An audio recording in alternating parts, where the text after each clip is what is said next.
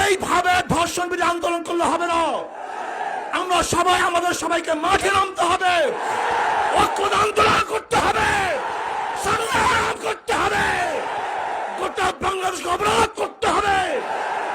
যদি আমরা অবরোধ করতে পারি, আন্দোলন করতে পারি, তাহলে ধর্ষণ মুক্ত এক বাংলাদেশ আমরা দেখতে পারবো, খুনি মুক্ত এক বাংলাদেশ আমরা দেখতে পারবো, আমরা জেনা মুক্ত এক বাংলাদেশ দেখতে পারবো।